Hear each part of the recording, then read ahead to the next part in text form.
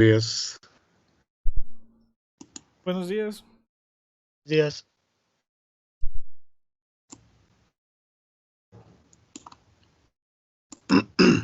Bien, vamos a comenzar la clase de hoy. Vamos a retomar un poco lo que estuvimos viendo la clase anterior, perdón, acerca de las circunstancias en las cuales podemos empezar a contar la historia de África. Ya revisamos algo de las fuentes, ya revisamos algunas limitaciones, alternativas que podríamos tener para poder abordar la historia de África e incluso dimensionarlo fuera de su área y aplicarlo incluso en otros espacios, en otros espacios geográficos y temporales también, ¿por qué no?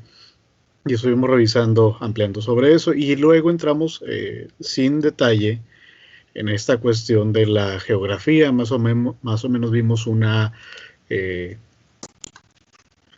algunas referencias sobre la organización o las diferentes áreas geográficas que componen el continente africano. Vimos esto acerca de los diferentes climas y paisajes que encontramos en África, que como se dan cuenta, pues eso va a influir de manera muy importante en el desarrollo de los seres humanos.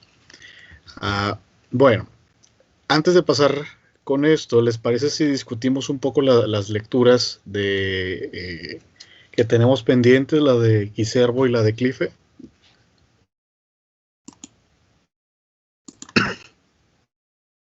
Sí.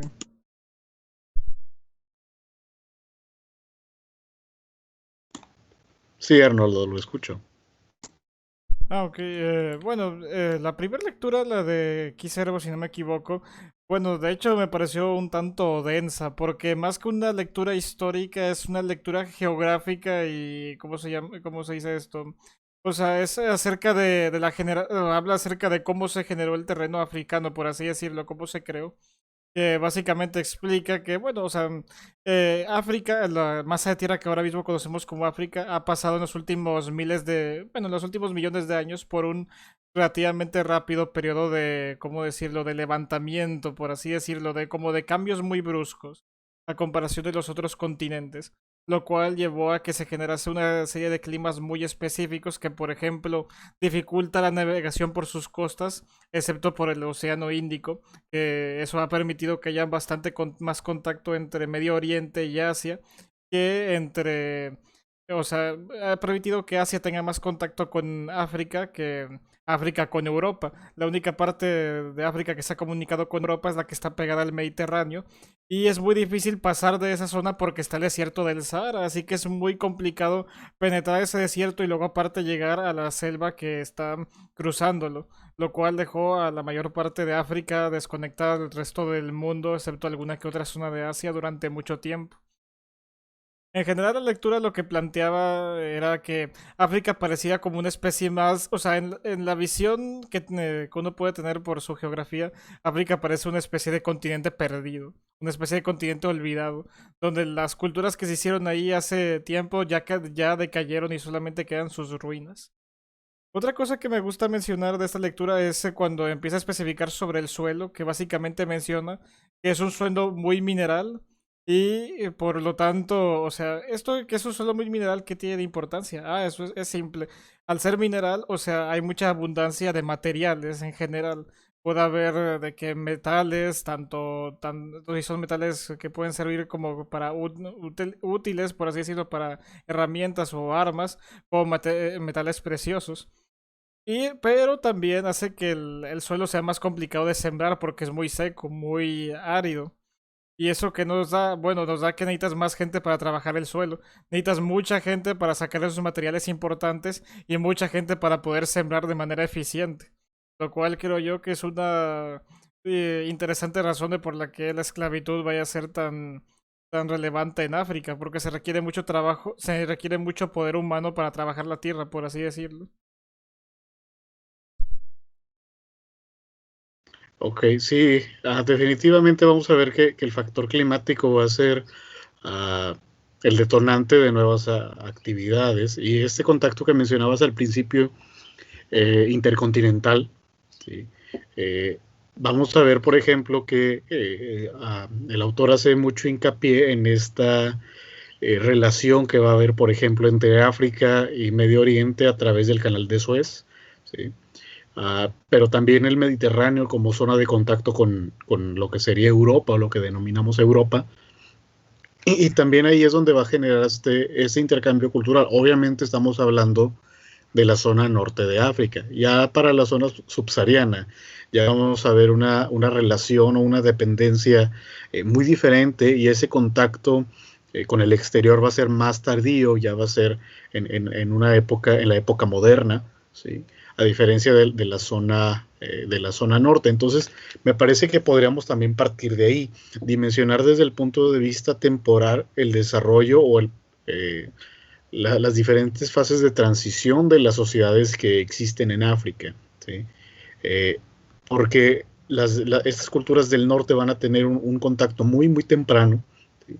Con otros espacios como Mesopotamia, después lo van a tener con Grecia, después lo van a tener con la propia Roma, con esta región también de Medio Oriente.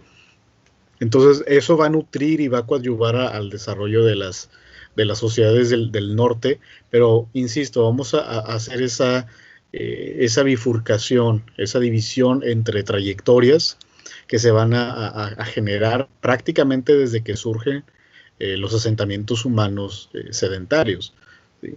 Ya más adelante iremos viendo cómo se desarrollan de forma particular. ¿Algo más, Arnoldo? La segunda lectura, bueno, hay varias cosas que se podrían comentar, pero creo que el punto era lo de la producción de alimentos, que básicamente es más o menos aún dudoso o cuestionable, o no se sabe muy bien cómo surgió esto en África, pero por lo que parece marcar la evidencia, parece ser que realmente la agricultura en África surgió de manera tardía.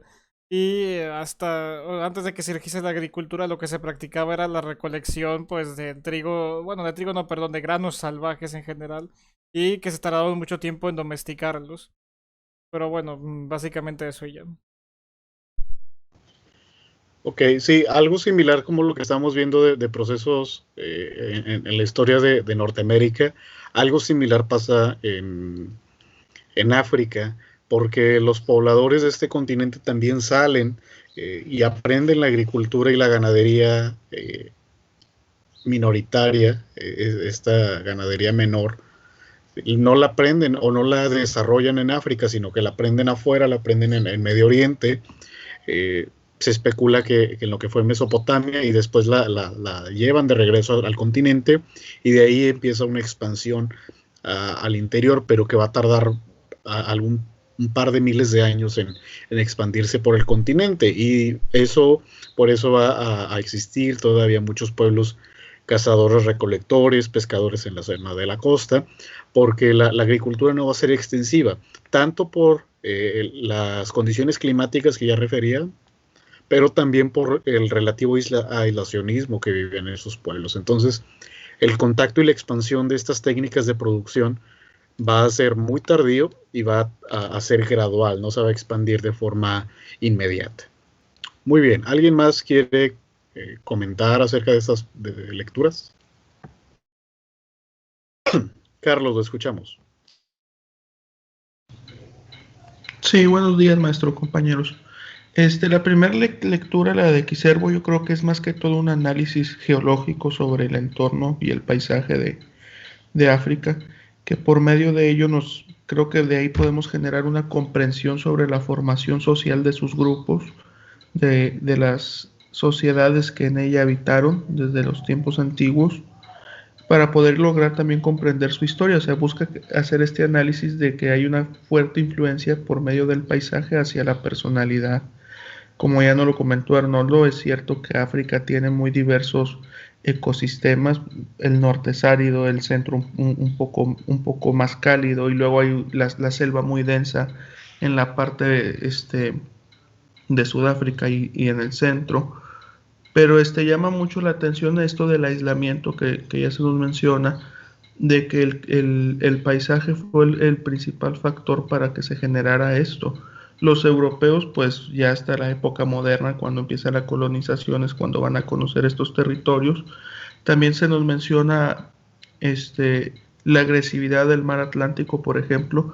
Las sociedades africanas no son navegantes, incluso las que están cerca del mar Índico tienen un contacto sí con Oriente, pero no hay un contacto con la idea de expansión colonial o de poseer los territorios, sino es más que todo relaciones comerciales. Y en la segunda lectura algo que me llamó mucho la atención es que también se nos hace una exposición sobre todas las especímenes humanoides que se han encontrado en el territorio africano, lo cual nos permite conocer de que África es un continente antiguísimo, o sea, hay restos humanos de hace miles y millones de años que con esto podemos generar el conocimiento o la comprensión de que el continente puede ser el primero en haber sido poblado de todo el mundo. Pero hay algo que a mí me surge una duda, maestro, cuando nos menciona esto sobre la agricultura. ¿Cómo relacionar lo de la agricultura? Porque la lectura esta, y yo ya lo sabía, que África tiene esta subdivisión por medio de las lenguas que se hablan, estos 4 grupos que aquí se nos menciona, pero hace esta relación entre la agricultura y las lenguas. Es lo que a mí me quedó la duda, cómo existe esta relación entre estas dos vertientes, la agricultura y la lengua, cómo una depende de la otra. Muy bien, primero gracias por la participación. Vamos a revisar un mapa y ahí les voy a ir explicando este proceso del que tienes duda, porque sí, definitivamente son dos procesos paralelos, pero no expansivos, en el sentido de que se van a ir desarrollando de forma muy, muy diferente. José Ricardo dice, eso me llamó mucho la atención, cómo África, por su clima, es tan diferente de los nativos americanos, y dice que hizo la comparativa. Obviamente, a veces necesitamos parámetros para cotejar o para hacer una referencia a lo desconocido, ¿sí? Cuando entramos al terreno de algo que no conocemos, rápidamente lo tratamos de comparar o medir a partir de parámetros que no son conocidos. Entonces, probablemente lo más próximo pues es el continente americano, con sus respectivas limitantes, y entonces en ese sentido es donde va la cuestión. Muy bien, vamos a proyectar aquí un mapa donde les voy a ir explicando gradualmente cómo ocurre el proceso en el que tiene duda el compañero, y supongo que a muchos les quedó todavía esta situación de qué pasa con la población africana, ¿no? Bueno, primero vamos a enfocarnos en el mapa tal y como está. Ahorita vamos avanzando en este recorrido histórico. Bueno, primero las teorías o los estudios que se han realizado plantean el hecho de que la organización o la división socioétnica de diferentes grupos africanos parte de orígenes comunes, de lenguas comunes. Entonces, aquí se pueden ustedes dar cuenta, del lado, en la sección de la simbología, los diferentes tonos. Bueno, serviría más un mapa a colores, pero no lo usé por otras razones, ahorita les voy a decir por qué. ¿Sí? Pero en diferentes escalas de grises, ¿sí? Vamos a ver cómo se subdividen, y primero surgen estos grupos etnohablantes, por llamarlos de alguna forma, precisamente por el contacto que tienen con algunas zonas en particular, o desarrollan por sí mismos lenguajes o idiomas particulares. Como se pueden dar cuenta, casi toda la zona norte, o prácticamente toda la zona norte del continente africano, se les considera afroasiáticas por obvias razones, es decir, este contacto, ¿sí?, con Medio Oriente, que les decía que que después se va a convertir en el canal de Suez. Este es el estrecho de Suez todavía, ¿sí? Hasta el siglo XIX va a ser el canal de Suez. Bueno, entonces el estrecho de Suez es lo que va a permitir, es el único puente con el exterior que va a tener los seres humanos en un primer momento desde el continente. Y a partir de este contacto, de este intercambio, es donde se genera el desarrollo de de esta lengua llamada afroasiática, porque definitivamente tiene un contacto con otras culturas de esta zona de Medio Oriente. Luego vamos a ver a las nilo-saharianas, que curiosamente solo se desarrollan en la parte, en el Alto Nilo llamado, es decir, en la parte central de África, y corren de sur a norte, ¿sí? El Alto Nilo está en la zona centro-sur y el Bajo Nilo está pegado al Mediterráneo.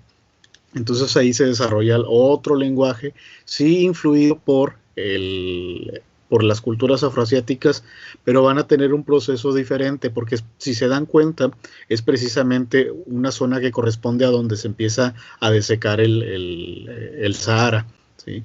Entonces, en ese sentido es donde va a haber esta diferenciación. Ahí empieza esta separación hace unos 7.000 años de las lenguas. Luego tenemos a los Nigeria-congoleñas, o este grupo lingüístico que se va a desarrollar del Sahara hacia abajo, ¿sí? Entonces, como podemos ver la barrera, bueno, la frontera, no una barrera, una frontera natural como lo es el Sahara, va a determinar también este comportamiento lingüístico. Y por último tenemos la región más oscura, que es la llamada Khoisan, que es un grupo de lenguas o de idiomas, ¿sí?, totalmente diferente o marcadamente diferente respecto a todos los otros grupos. De hecho, uno de los autores menciona, al momento de hacer esta clasificación, este mapa lo tomé de uno de esos libros, por cierto, menciona que este grupo Khoisan de alguna manera se va a quedar tan aislado que pocos rastros se van a tener de esta lengua, y por eso a veces no se toma en consideración simplemente las tres primeras. Incluso el grupo Khoisan se le considera a veces como Nigeria-congoleñas. Entonces ahí tenemos todavía esta ambigüedad.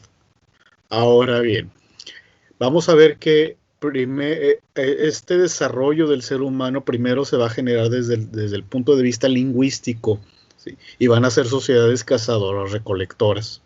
Ya más adelante, y ahorita les explicaré eso, es cuando van a surgir las técnicas de cultivo y de ganadería menor, pero son posteriores, son más tardías. Primero es el desarrollo de familias o de grupos, familias lingüísticas, ¿sí?, y luego ya después van a hacer sociedades sedentarias productoras de diferentes cultivos. ¿Hasta aquí hay alguna pregunta o comentario?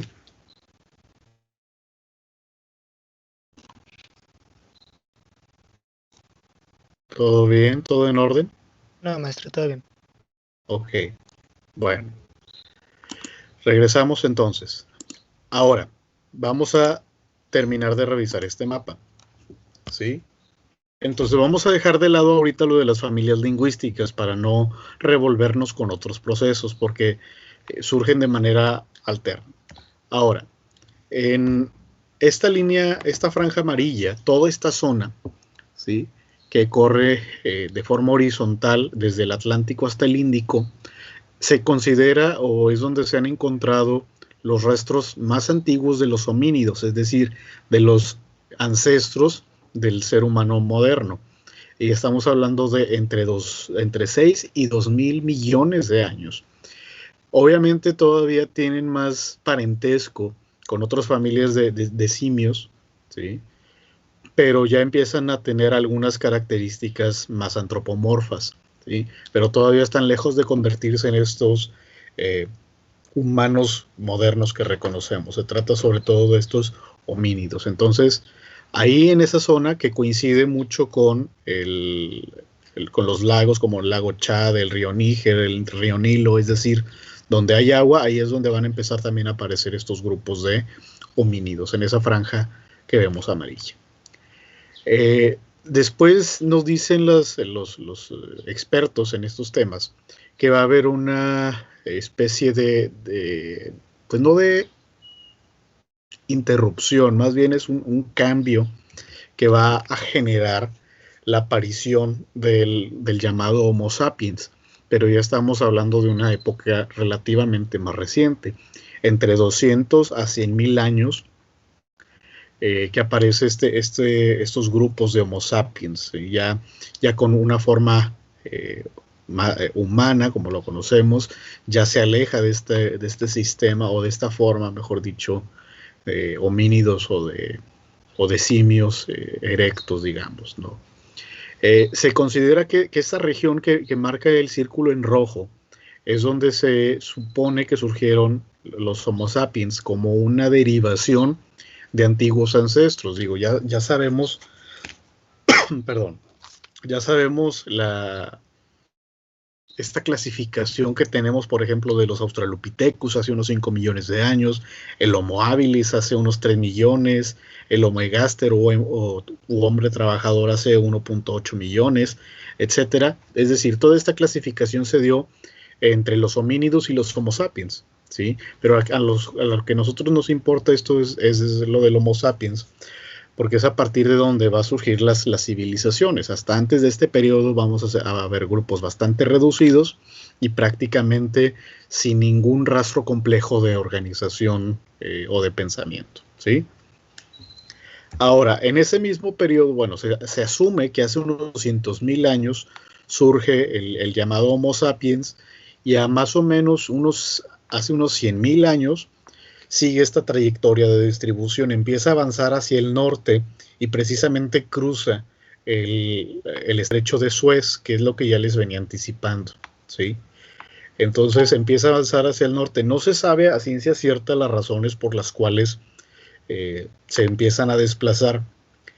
Una de las teorías, que es la más reconocida, es que precisamente el clima cercano al Océano Índico, ¿sí?, y a este clima tropical, con monzones, con inundaciones, pues al parecer esa fue una de las razones por las cuales empezó este desplazamiento hacia el norte, buscando zonas más cálidas y evitando pues ahogarse pues ahí en medio de los monzones, digámoslo así, ¿no?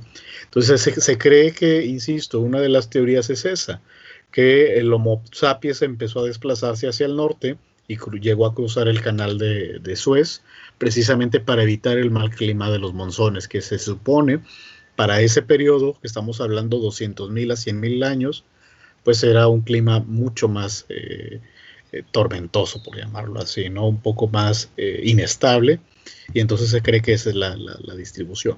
Ahora, en esa trayectoria, que como pueden ver se recorre hacia Medio Oriente, se supone que ahí es donde desarrolla la agricultura, encuentra las condiciones adecuadas, ¿sí? Se supone que ahí es donde se empieza a desarrollar Mesopotamia, precisamente porque el clima no era ni tan cálido ni tan húmedo, y la tierra se vio muy fértil, y es donde se supone que se desarrolla la agricultura, en esa región de Medio Oriente, porque, insisto, debido a estas condiciones climáticas. Bueno, luego tenemos este círculo en color naranja, donde se supone que regresaron y se asentaron algunos de los Homo sapiens que habían desarrollado la agricultura en Medio Oriente y luego regresaron. Igual, no se sabe la razón por la cual, a ciencia cierta, van y vienen, ¿sí? Probablemente puede ser una cuestión de la propiedad de la tierra, una primigenia posesión de la tierra, etcétera. Entonces estamos hablando que hace unos 7 a 8.000 años, ¿sí?, estos grupos que salieron hacia Medio Oriente regresan, ¿sí? Bueno, los descendientes de estos grupos, ya con el aprendizaje de la agricultura, y ahí es donde se asientan lo que llamaremos Etiopía, ¿sí? Etiopía no el país, sino la región. Se supone que referencias antiguas, principalmente en el Antiguo Testamento, perdón, se refieren a esa región como Etiopía, ¿sí? Entonces vamos a denominarle de esa forma. Más adelante veremos algunas particularidades. Entonces, ya aprendido la técnica de la agricultura y de la ganadería menor, ¿sí?, regresan hacia esta zona y ahí es donde se establecen. Entonces, durante unos 1.000 años perfeccionan y adecúan los diferentes cultivos. Aquí quisiera hacer un paréntesis, porque si se dan cuenta, El desarrollo o el sustento o la permanencia de los grupos humanos se van a deber precisamente a la agricultura y más particularmente a cultivos específicos. Vamos a ver que en Asia, debido a la humedad, los arrozales, y el arroz como producto va a ser el sustento de esa comunidad. En América ya vimos que fue el maíz, ya lo hemos estado revisando mucho. En Europa fue el trigo. ¿Cuál es el cultivo por excelencia en África?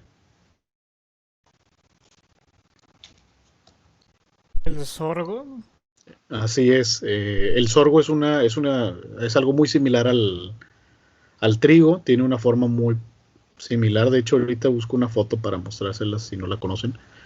Pero el caso es que prácticamente la vida de la civilización no pudo haber sido posible sin estos granos, ¿sí?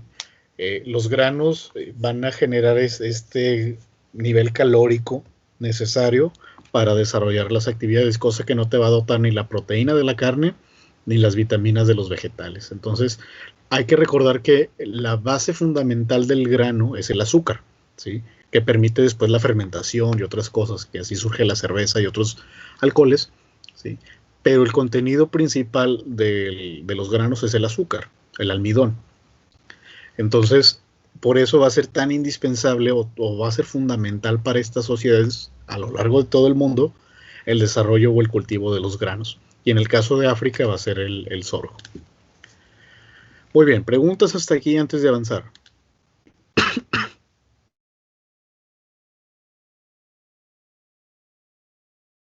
¿Todo bien? Sí. Bueno, Ya sí, muy bien. profesor. Está bien. De cualquier forma, si hay dudas o hay algún comentario, interrúmpanme porque, insisto, no veo las manos levantadas. Seguimos entonces. Les decía que entonces en esa zona naranja que llamaremos Etiopía, es donde estos grupos que desarrollaron la agricultura fuera del continente regresan y ahí se quedan, porque adaptaron las técnicas de cultivo a la región y a la zona. Entonces, el punto donde ahí encontramos, ¿sí?, es un punto de equilibrio, porque no hace ni tanto calor, no es desértico, cae lluvia, pero no al grado de los monzones, está cerca del río Nilo. Entonces, si se dan cuenta, era la zona más apta, cercana de Medio Oriente, donde se establecen estos grupos sedentarios. Luego, en esta línea azul que vemos, ¿sí?, celeste, vamos a ver la llamada primera expansión de los agricultores y de los pastores, ¿sí? Hasta antes de ese tiempo, hasta hace unos 5200 años, en el año 5200 antes de Cristo, ¿sí?, únicamente se concentraron en la zona naranja que vemos ahí. Sin embargo, sabemos que el sedentarismo, ¿sí?, y la acumulación o la producción de excesos de producto generan naturalmente el aumento de la población. Es por eso que empieza esta primera expansión siguiendo el curso del río Nilo hacia el Mediterráneo, y ya estos primeros grupos sedentarios ya no van a ser exclusivos de la zona de Etiopía, sino que, insisto, van a subir siguiendo el curso del río Nilo y se van a ir asentando a lo largo de esta zona. Entonces, es donde vemos el comienzo, ¿sí?, las bases de lo que sería después Egipto, ¿sí?, del Egipto faraónico, pero aquí todavía está en una zona muy, muy primigenia, el establecimiento de diferentes grupos humanos dedicados al pastoreo y a la agricultura. Tiempo después vamos a hablar del año 2500 antes de Cristo, cuando ya se establece definitivamente Egipto y está entrando en una fase de desarrollo considerable. Viene una segunda expansión, ¿sí?, de agricultores y de pastores, por dos razones. Una, porque la zona de Etiopía ya estaba ocupada, los terrenos ya estaban ocupados. Y la segunda, que detallaremos más la siguiente semana, es porque Egipto ya se puede considerar como una potencia económica para ese momento, ¿sí? Empieza desde el año 3000 aproximadamente, entonces ya para el año 2500, ¿sí?, empieza un desarrollo y una serie de conflictos que pues a muchos de estos grupos no les parece, y entonces empiezan la expansión hacia el sur, ¿sí? También siguiendo las líneas de ríos que ya les mostraba anteriormente, y esta zona de lagos, ¿sí? Y aprovecharon esas condiciones y desarrollaron la agricultura y el pastoreo también en esa zona. Entonces, no querían someterse a la autoridad egipcia, entonces empezaron a desplazarse hacia el sur, siguiendo estos ríos y estos lagos, para hacer una segunda migración o expansión de la agricultura y del pastoreo en el continente africano. Finalmente vamos a ver la tercera expansión, la tercera y última expansión de la antigüedad, que ocurre ya de forma más tardía, hacia el año 1200 antes de Cristo, que se da exactamente por las mismas razones. La población se multiplica, ¿sí?, en la zona de Etiopía, ¿sí?, y luego también empieza con mayor dominio la expansión egipcia, y por eso vamos a ver estos dos recorridos hacia la zona de Joisán, de la familia lingüística de Joisán, hacia el sur de África, y luego la primera expansión que va a llegar hacia el oeste del continente, también siguiendo ríos y lagos, la zona del lago Chad, ¿sí? Entonces, como se pueden dar cuenta, es un proceso gradual, complejo, que no obedece o que no va en sintonía con las familias lingüísticas, ¿sí?, sino que son procesos paralelos, pero prácticamente no serían lo mismo, ¿sí? Entonces, como pueden darse cuenta, estamos hablando de un periodo bastante largo para poder encontrar ya sociedades sedentarias hace unos 8.000 años, unos 7.000, 8.000 años. Bueno, dudas sobre eso. No sé si queda claro, Carlos, y para los demás, la cuestión de la expansión lingüística y de la expansión de la agricultura.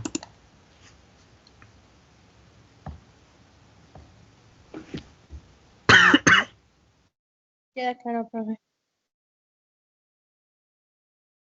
Ok, muy bien. Antes de regresar y profundizar más al respecto, que ya revisamos con detalle el mapa, ¿sí?, vamos a continuar con las lecturas. A ver, ¿qué otra cosa pueden destacar de lo que revisaron en los textos?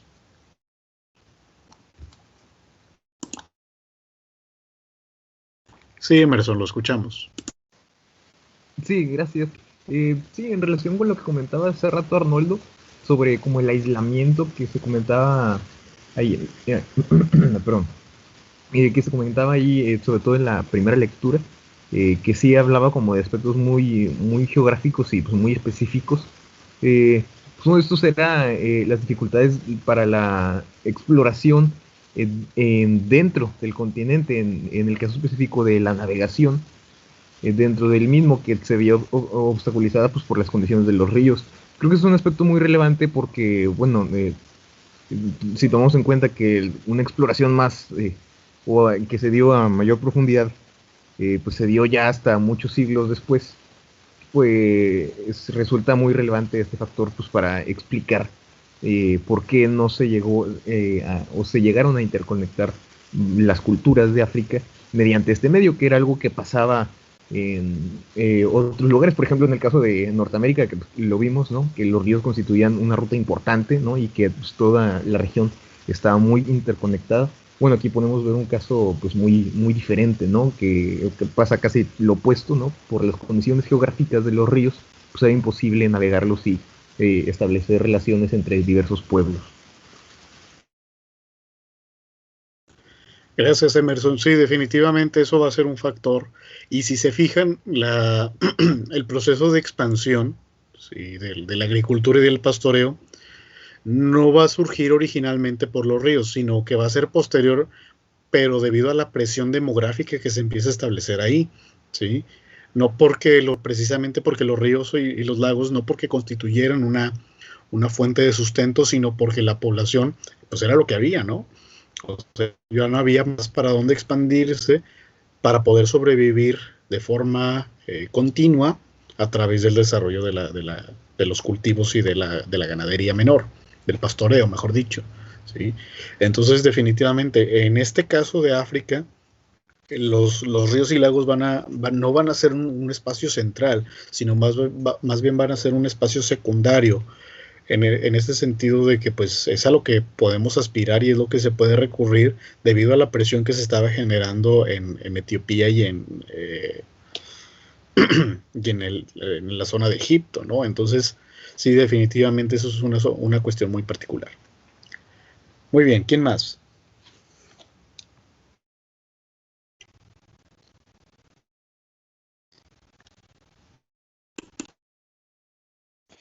Bueno, yo iba a mencionar que en cierta parte de la lectura, o al inicio, sí, prácticamente, creo que de la segunda, no me acuerdo bien, mencionó los ancestros, creo que es la palabra, o los primeros vestigios de los seres humanos, y esto también, creo que también mencionó los neandertales, es que se me olvidan mucho los nombres o las denominaciones que se les dan, y esto me recordó mucho a primeros semestres donde teníamos clases donde nos explicaban el manejo de las primeras civilizaciones y cómo para ellas era muy fundamental el uso de la mano o el uso de las herramientas y cómo esto propiciaba el desarrollo de más actividades y más cosas, y también lo conecté un poco con la agricultura, de los pueblos lograron ese avance debido a los manejos de las herramientas.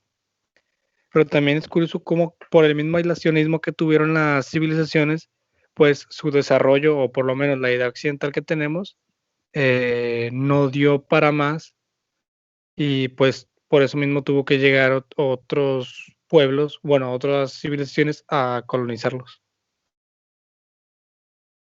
A ver, ¿cómo estuvo ese último punto de que tuvieron que llegar otros colonizadores? No me quedó del todo claro. Que como no hubo un desarrollo pleno, o es que lo digo de una manera occidental, por así decirse, como no hubo un desarrollo de civilización que fuese como sucedió en Europa, pues una vez que fueron descubiertos, entre muchas comillas, por los europeos, pues no hubo o no se pudo hacer una resistencia más allá, porque no había una capacidad, si sería la palabra, capacidad de poder repeler o de poder responder ante los intentos de colonización, que en algunos lugares sí hubo, aprovechando el mismo lugar de que el escondite, las condiciones, pero pues el mismo desarrollo de África y, bueno, del centro de África y de su aislacionismo, pues lo privó mucho del desarrollo. Ok, sí, ahí ya le entendí.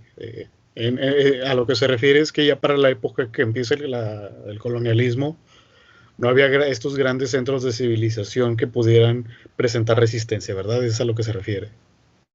Sí, a eso me refiero. Y también, no se lo pienso un poco con Japón, que por ejemplo es casi lo mismo, tuvo un aislacionismo bien marcado, pero es curioso porque es que me acuerdo, hago muchas conexiones, me acuerdo también de Asia, de Japón, que si bien estuvieron aislados, ellos tuvieron un desarrollo por su territorio y por los conocimientos completamente opuesto a lo que tuvo África. Sí, de hecho la apertura de China, por poner un ejemplo, va a ser muy tardío, estamos hablando de los años 70, cuando empieza este proceso que se llama el del salto hacia adelante, que empiezan a manufacturar un montón de cosas a gran escala, pero de baja calidad, no sé si les suena eso conocido. Y precisamente, o sea, la apertura de China es hasta los años 70. Y Japón empieza esa expansión o esa apertura en los años 30, más o menos, en los años 20, 30 del siglo XX. Y en el caso de África, precisamente por eso me pareció fundamental también revisar esto, la cuestión geográfica y la cuestión climática, porque entonces ahí es donde podemos comprobar y darnos cuenta del hecho de que por esas diferentes circunstancias es que no se desarrolló una gran civilización aglutinadora o dominante o hegemónica, como le queramos llamar, que diera paso a otras sociedades similares. Insisto, el caso de Egipto va a ser muy, muy sui generis, porque por esta barrera que va a tener o este filtro que va a tener al sur con el Sahara, y al norte este contacto que va a tener a través del Mediterráneo con otras culturas. Entonces es un caso sui generis y además no va a sobrevivir más allá de la época antigua. Ya para la época romana, o mejor dicho, para la época griega, Egipto ya había perdido todo el esplendor que conocíamos, ¿sí? Por varias circunstancias que todavía no discutiremos, pero entonces ya se vuelve o empieza a decaer este último centro o este centro de la civilización, que a lo mejor Cartago, ¿sí? O le pudo haber hecho a lo mejor haya alguna competencia para la época romana, pero que no trascendió en realidad, ¿sí? Entonces ahí es donde vemos estas condiciones. Muy bien, ¿quién más? Claudia, ¿tuvo oportunidad de revisar la lectura?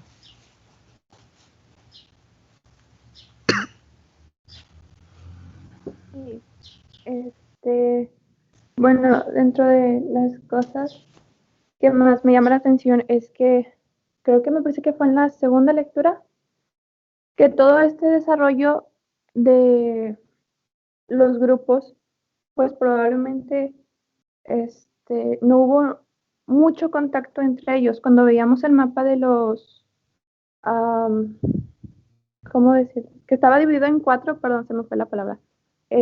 Probablemente que pues estos grupos tuvieron muy poco contacto y pues se me hace un poco difícil de creer que pues, aunque bueno, sí puede haber sido cierto, que pudieron tener desarrollo tan, digamos, tan alejados, pero pues bueno, creo que cuestiones como pues lo son el clima y la geografía pues afectan mucho, ¿no? Ok, gracias Claudia. Sí, ahí tenemos ese punto y creo que varios a lo mejor se cuestionaron eso que menciona su compañera, en el sentido de que realmente parece poco plausible, ¿sí?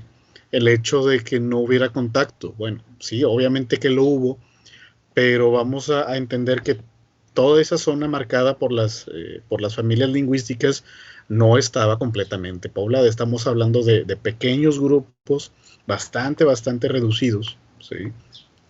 Y que únicamente se desplazaban en cierto margen, en cierto espacio, y hasta ahí. Además, eran tan diferentes, y ahorita lo vamos a ver con detenimiento, se volvieron tan diferentes, ¿sí?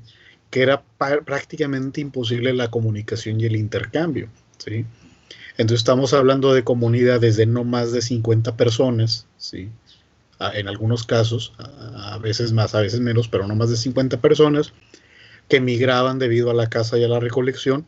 Entonces no había un lugar fijo o un espacio fijo para el intercambio que podríamos llamar diplomático, cosa que sí vemos en los pueblos norteamericanos, ¿sí? Los pueblos amerindios, si se dan cuenta, hasta formaron una confederación, una alianza entre diferentes pueblos, pero que tiene que ver con la proximidad, tiene que ver con esta facilidad geográfica, a diferencia de África, ¿no? Que va a ser bastante más crítico, más deficiente, ¿sí? Muy bien, gracias Claudia por su comentario. Brenda, ¿tuvo la oportunidad de revisar las lecturas? Sí, principalmente es como un comentario, algo que me llamó mucho la atención. El avance a nivel tecnológico que tenían las sociedades, porque en una parte de la segunda lectura se menciona que encontraron un barco que es el segundo más antiguo a orillas del lago Chad. Y también sobre todo en cuanto al arte, porque hacen mención de el nivel de abstracción que tenían los primeros seres humanos en África, que ya podían tener esta concepción de la naturaleza y también podían inclusive decorar huesos con ocre, me parece, y también las ventajas a nivel tecnológico para poder sobrevivir. Por ejemplo, que se cambiara de usar hachas de mano a utensilios más pequeños que estaban diseñados para tareas concretas, como son las flechas de hueso. Y también que hubo un cambio muy fundamental en su cerebro en una fecha que es entre 60,000 años a 40,000 años. Y Bueno, esta es una teoría que mencionan, que es acerca de cómo el lenguaje pudo haber sido algo crucial para que estos pueblos pudieran poblar todo el mundo, aunque no se tiene como confirmado, es más que nada una sospecha. Ok, ¿algo más, Brenda?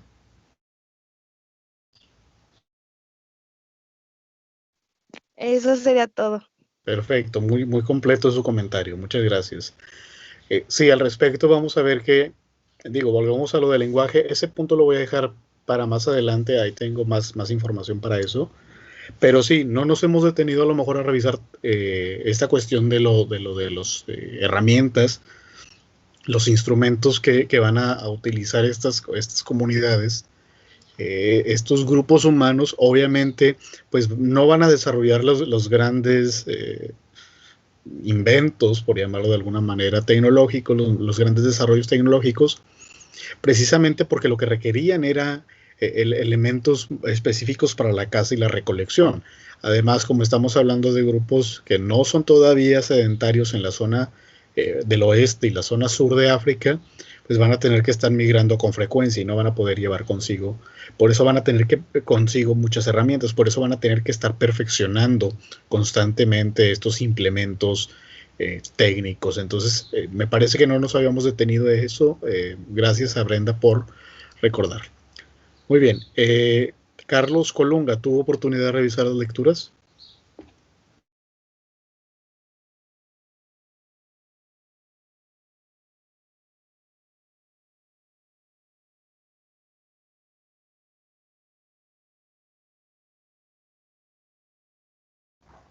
Carlos se encuentra aquí.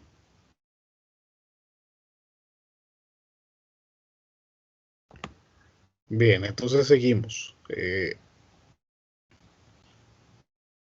Bueno, ¿se me escucha? Perdón. Sí, lo escuchamos. Perfecto. Es que tengo que conectarlo y está muy revuelto esto. Bueno, Okay.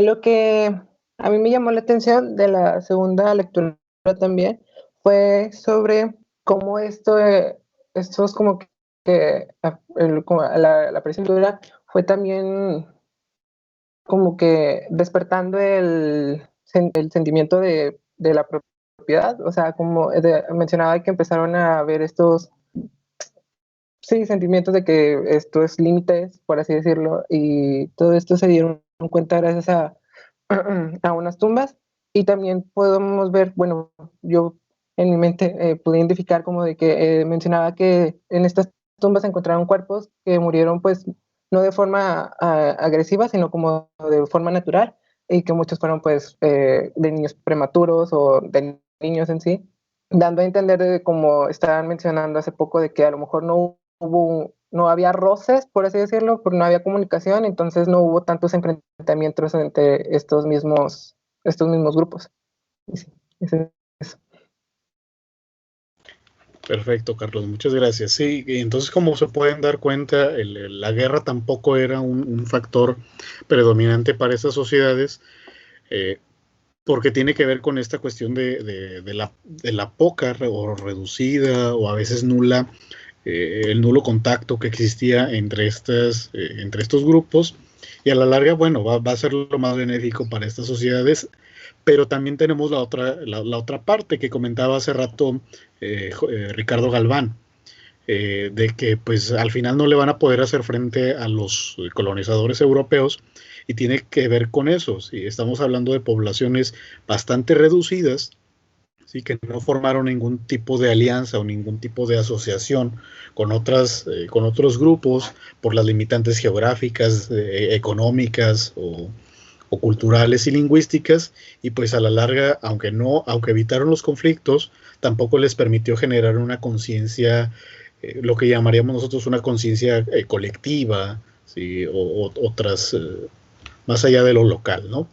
Sí. Arnoldo, ¿tiene algún comentario? Veo que tiene su micrófono encendido. No tengo ninguno. Ah, ok, perfecto. Nada más quería confirmar. Entonces sí, definitivamente vamos a ver que a la larga pues, les va a resultar benéfico la falta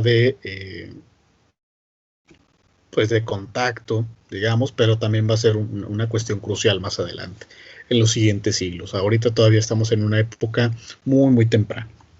Muy bien, ¿hay algún comentario antes de avanzar con el material? Sí, Eric, lo escuchamos. Sí, gracias. Bueno, retomando algunas ideas en cuanto a la geografía que mencionan ambas lecturas, es interesante cómo, además de que nos explican las zonas geográficas y tal, nos explican el por qué están formadas de tal manera. En este caso, la falta en algunas zonas de plegamientos rocosos que podrían generar posteriormente eh, montañas, por ejemplo, y también los regímenes fuertes, sobre todo en el Ecuador, de lluvias. eh, Estas dos combinaciones hacen que, bueno, principalmente en el centro las lluvias y la falta de montañas o algo que pudiera evitar que el clima se extienda, hace que vaya, por así decirlo, extendiendo el clima desde el centro hasta los extremos del continente. Eh, Claramente cada vez es más secos, pero de todas maneras se encuentran pues bastantes climas diferentes, los climas ecuatoriales, tropicales, desérticos, mediterráneos. También hay bosques densos, húmedos, que es en donde más se generan pues insectos, gusanos. También están la sabana, las estepas. Y no solo es diferencias geográficas, digamos, de centro a norte y sur, sino también en la parte este está interesante como el clima cambia y también en gran parte es por actividad volcánica y erosión de rocas que se encuentran en esta zona, que de hecho ayudan a los arqueólogos, a los historiadores a poder encontrar restos prehistóricos que, como ya habíamos mencionado en la clase pasada, por falta de humus en general en la tierra es difícil que se pueda conservar. Eso sería todo. Ok, sí, muy bien. Digo, a lo mejor podríamos ahí puntualizar esta cuestión de que me parece que no estamos del todo familiarizados todavía con otras disciplinas. Nos falta todavía este contacto con otras áreas del conocimiento. De hecho, uno de ustedes comenzó afirmando que sí, la lectura sobre todo de Cervo puede considerarse un poco densa. Bueno, dentro de ese texto hay unas lecturas que son un poco más pesadas, porque precisamente nos falta familiarizarnos todavía con estas áreas. Pero digo, no es obligatorio, pero siempre ayuda para entender algunos procesos. Entonces, retomo esto que menciona su compañero Eric para detectar o profundizar al respecto. Muchas gracias, Eric. ¿Alguien más?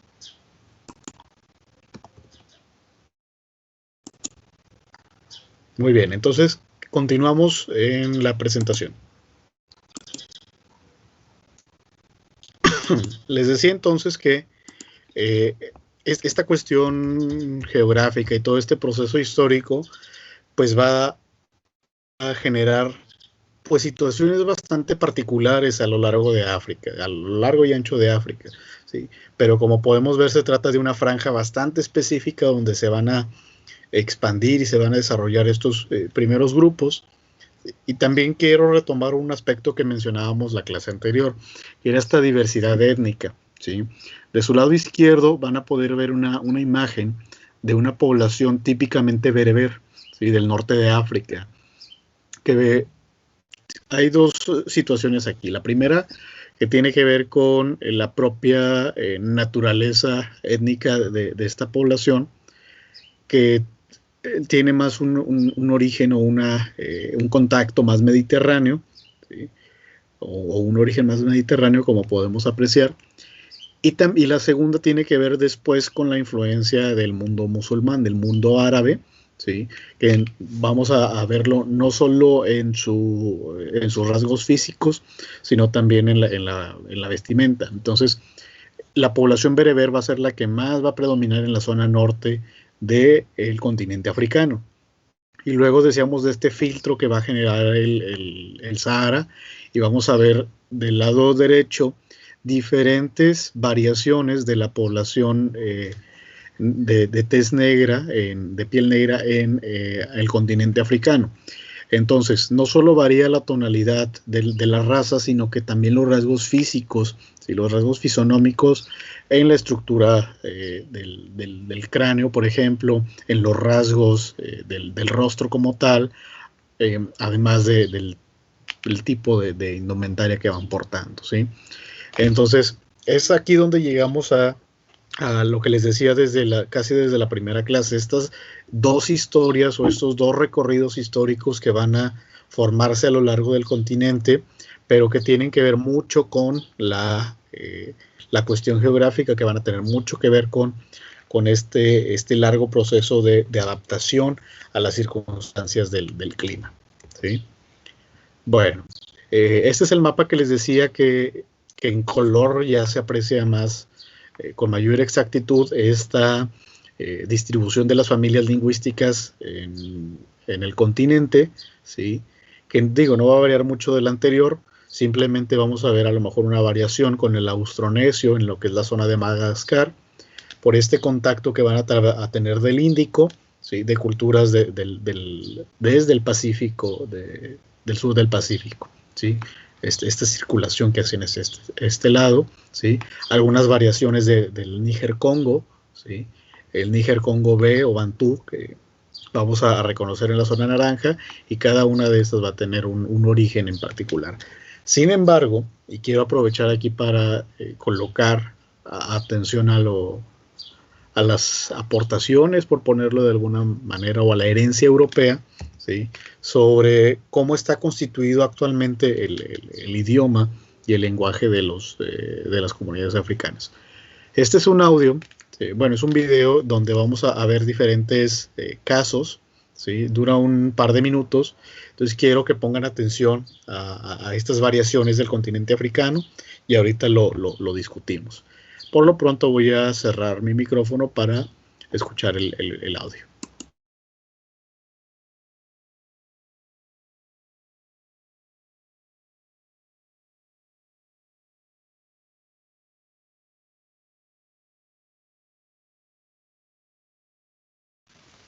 Me parece que no se está escuchando el audio, maestro. No sé si alguien más tenga ese problema. No se escucha.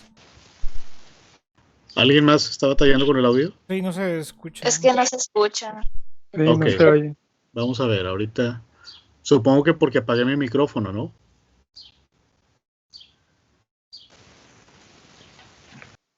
Creo que tiene que habilitar al momento de compartir. Hay una opción que dice compartir audio. A ver, vamos a ver. Vamos a ver. Bueno, a ver, vamos a intentar esto. Y ustedes ahí me dicen si se escuchó o no.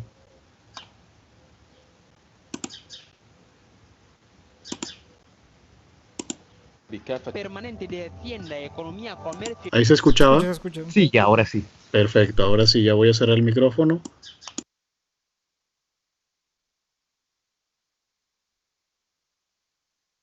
Permanente de Hacienda, Economía, Comercio y Planificación, en la que el vicepresidente primero del Senado, Ángel Serafín Ceriche Dugan Malabo, actúa como moderador. ኣብ ዘመሓላልፎ መልእኽቲ ክራማት ቅድሚ ምእታው ብህዝቢ ንዝካየድ ንጥፈታት ምድፋን ጎዳጉድን ምውጋድ ጣንጡ ዝራብሓሉ ቦታታትን ኣብ ምክልኻል ሕማም ዓሶ ልዑል ኣበርክቶ letiqale ngalwesithathu elangeni lekugcina laleti nkonzo dingenelwe ngumhlonishwa Ndunankulu Ambrose Mandvulo Dlamini. ጌታቸው እንግዲህ የኢትዮጵያ ብሮድካስቲንግ ኮርፖሬሽን ከአጋር አካላት ጋር የተዘጋጀውን የጉዞ ሉሲ መርሃ ግብር እንግዲህ በጅጅጋ የነበረውን ቆይታ አጠናቆ ዛሬ Le nouveau directeur général de Gabon Télévision, Sébastien Toutoum-Bekal et son adjoint Mireille Dira, désormais installés dans leurs fonctions. Occasion pour le directeur général sortant de faire... In the Gambia, it epitomizes celebrations and creates the avenue for Muslims to gather in numbers to pray and forgive one another. Production. The source of supply for the raw materials for the manufacture of the tiles are from western and central regions of Ghana. The management of the company accueille les dépouilles mortelles de 3 casques bleus guinéens lâchement assassinés le week-end dernier dans la localité de Sibi, non loin de Bamako. A África completou hoje 60 anos da libertação sob o jugo colonial. A Associação dos Jovens Panafricanistas Revolucionários da Guiné-Bissau vikundi labda wanajadiliana kuhusu iliyomsibu mama huyu wa miaka 19 na wanawe wawili. Mama huyu ambaye hobane monwana wa ka ke kgethela ditshebeletso o sebedisa molemong wa ditshebeletso le ha o ntse o bua le batho bana kaofela o tla bua le bona. That road condition is said to be causing serious hardship for residents of the Johnsonville Township. The citizens are calling on government. تونس والمغرب والجزائر وتركيا وأوكرانيا وسريلانكا وإيطاليا واليونان والهند، بينما تشارك ليبيا بمجموعة كبيرة. Faritra enina amby folo eto Madagasikara no tena mifototra amin'ny fiompiana trondro. Ny eto Analamanga no lohalarana amin'ny famokarana. Manaraka azy eo ny any amin'ny faritra Atsinanana. Akatswiri asa malimidwe kumalowa ati izi zithandiza kwambiri kupititsa patsogolo ntchito yawo yofufuza matenda, mbewu ndi zina. Le 1er octobre est une date historique pour les scolaires, date qui consacre la reprise des classes après 3 mois de vacances. والعدل والتنمية الريفية. مشروع القانون المتعلق بمكافحة غسيل الأموال وتمويل الإرهاب كان مجال عرض وتعليق. C'est un projet ambitieux d'environ 800 millions de dollars américains, soit plus de 25 milliards de roupies. Le terminal à conteneurs flottants, bovins, ovins et caprins, mais également sur une centaine d'hommes et de femmes. La maladie est transmise par les moustiques et lors d'abattage d'animaux malades. 28 فبراير 2007 أشرقت جنبات القصر الملكي بميلاد أميرة بهية الطلعة.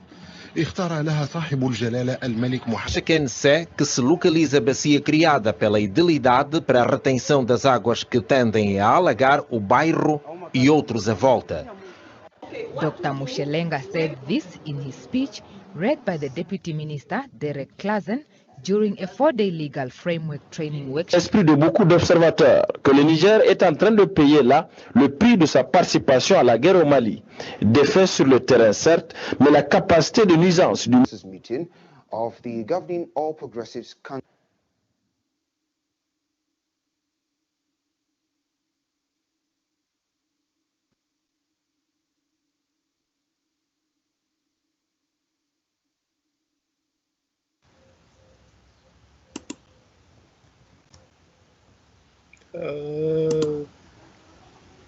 A ver, ¿qué pasa?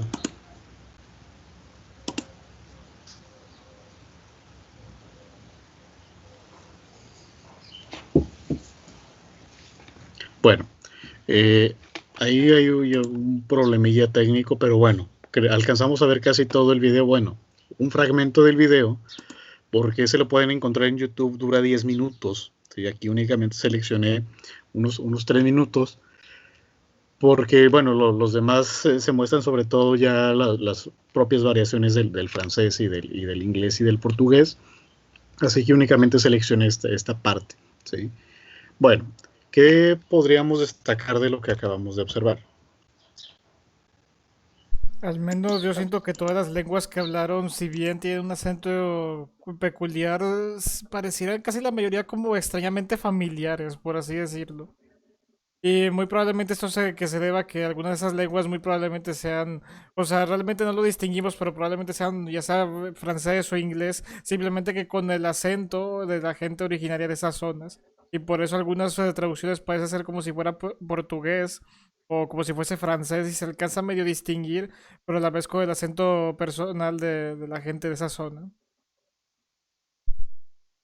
Sí, es la adaptación del idioma. Por ejemplo, el inglés no es lo mismo en Gales o en Escocia que en Sudáfrica o Australia, por ejemplo, que tienen un acento más vulgar, y lo digo en el buen sentido, es decir, una adaptación mucho más propia, ¿cómo le llamaba un maestro? Le llamaba una tropicalización, ¿sí?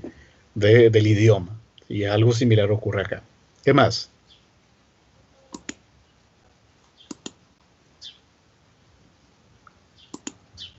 ¿Qué otra cosa podríamos destacar de esta cuestión lingüística de África?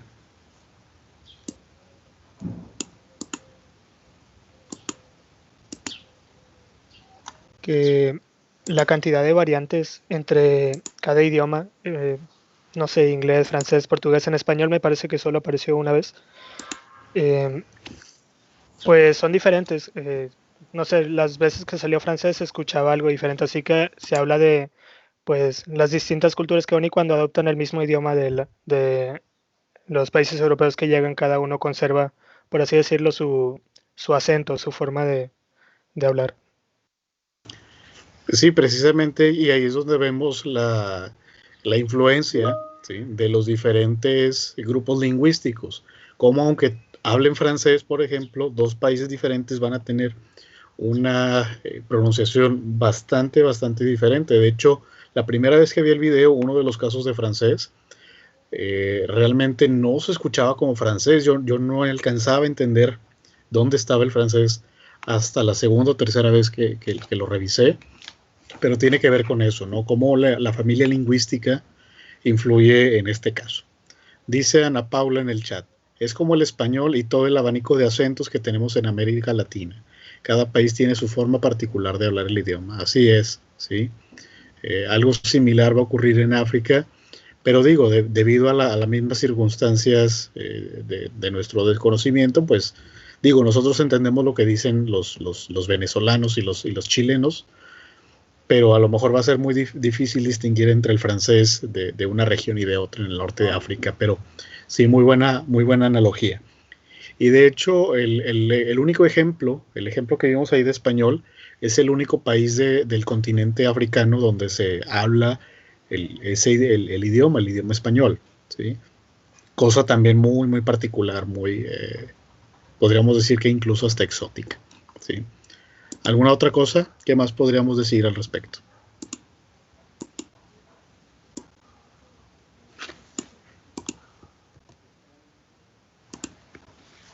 Miguel Ángel, adelante.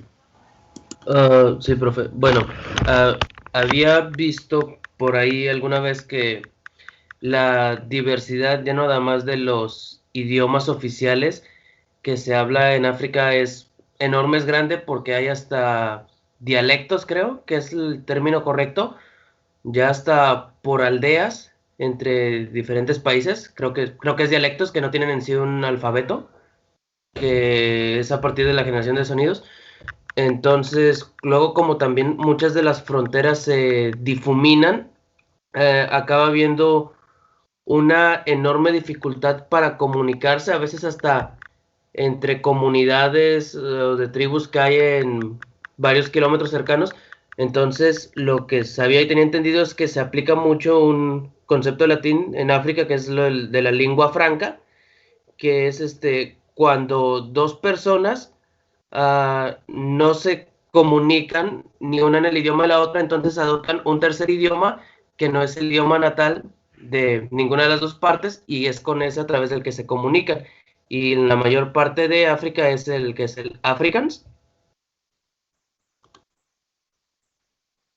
Sí, ese caso podríamos llamarle una especie de idioma o lenguaje neutral, ¿sí? Que de alguna manera trata de compensar esta diferencia entre países. Cosa que a lo mejor, por ejemplo, no ocurre en Europa. Cosa curiosa, porque en el caso europeo, el contacto es tan frecuente y tan cercano y tan antiguo entre idiomas tan diferentes pero bien estructurados, que llega un punto en el que un europeo habla por lo menos 2 o 3 idiomas, ¿sí? O a lo mejor no de forma completa, pero sí lo suficiente para entender qué ocurre, ¿no? También esta idea de una organización supranacional como lo es la Unión Europea, pues con mayor sentido se ha tenido esta idea de lenguaje, pero en África sí las circunstancias han sido tan diversas que han tenido que optar por este tipo de alternativas. Gracias. ¿Quién más?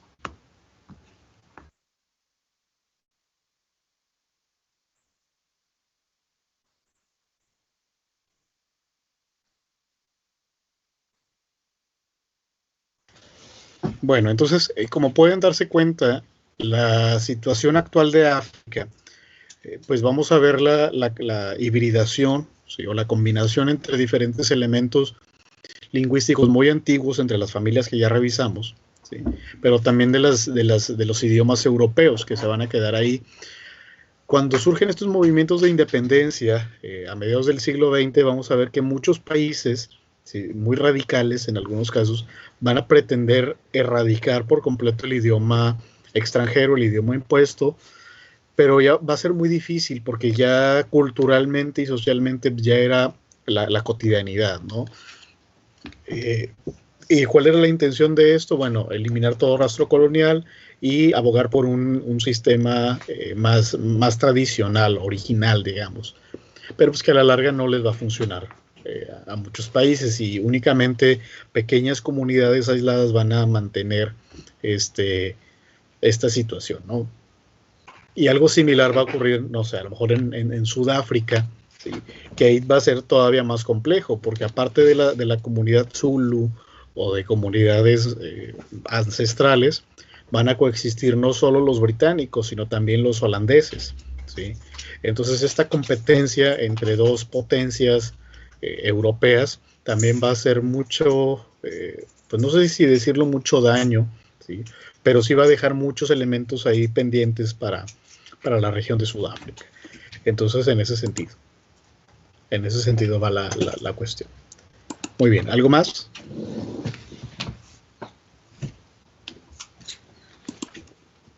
Bien, aquí en el chat les dejo otra sugerencia, ya lo había comentado en algún momento, pero no se los había compartido. Es el texto de Fernand Braudel, el del Mediterráneo en la época de Felipe II, ¿sí? Que podríamos entender a Braudel como una especie de pionero en la llamada historia ambiental, ¿sí? Y él nos explica todos estos procesos. Ya les había referido un poco cuál era la metodología o el sistema de Braudel, ¿sí?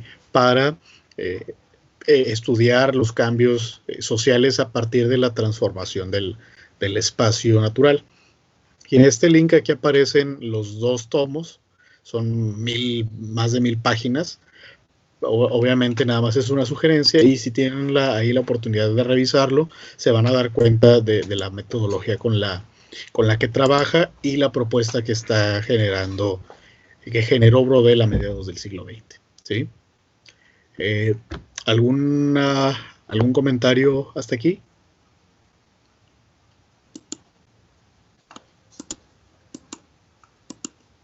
¿Todo bien?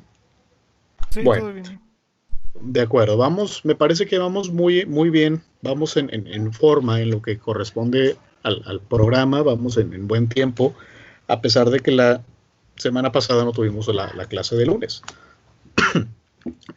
Pero bueno, ahí vamos en esta cuestión. Bueno, la siguiente clase que vamos a tener la próxima semana, vamos a revisar ya casos más concretos. Ya estuvimos revisando una perspectiva muy general, muy amplia sobre el continente. Ahora ya vamos a revisar 2 casos en concreto, ¿sí? Muy, muy específicos. El primer caso vamos a ver la región de Etiopía, que ya más o menos en ¿cómo se llama? En el mapa, ¿sí? Estuvimos revisando. Vamos a ver cómo el antecedente o la forma de organización mejor estructurada del continente en la época antigua. Y luego vamos a revisar el caso de Egipto. Obviamente en esta segunda situación no vamos a detenernos mucho, porque eso, insisto, requeriría otro curso exclusivamente de Egipto, ¿sí? Únicamente vamos a ver cómo se integra o cómo se inserta en el caso o en la historia africana. Entonces, insisto, ya dejamos de lado las perspectivas generales hasta el momento y vamos a referirnos únicamente a casos particulares. Para ese caso vamos a recurrir de nuevo a Berthaud, ¿sí? que ya revisamos uno de sus capítulos. Vamos a revisar este otro que el capítulo se llama África protohistórica, ¿sí? O la protohistoria, me parece que se llama. Y ese abarca de las páginas 26 a la 40. ¿Sí? Igual, parece mucho, pero realmente se van a dar cuenta que la lectura es bastante amigable. ¿qué quiero que se centren o que revisen ahí en particular? Bueno, les va a hablar sobre Etiopía y sobre esta cuestión de las fuentes antiguas. Quiero que lo vinculen, ¿sí? Que vinculen lo que ya revisamos de la expansión de los primeros grupos y cómo se logra concretar este primer esfuerzo por una sociedad más particular, ¿sí? Bueno, me parece que por el momento, por hoy terminamos. Vamos muy bien en tiempo. Les recuerdo que hay que consultar las lecturas para poder nutrir la clase, para poder complementar lo que tenemos hasta el momento. Muy bien, si no hay más dudas o comentarios, terminamos aquí. No se olviden, por favor, de dejar su asistencia en el chat. Bueno, y nos vemos mañana en la clase de Historia de América. Hasta mañana. Gracias, maestro. Nos vemos mañana, si Dios quiere, profesor.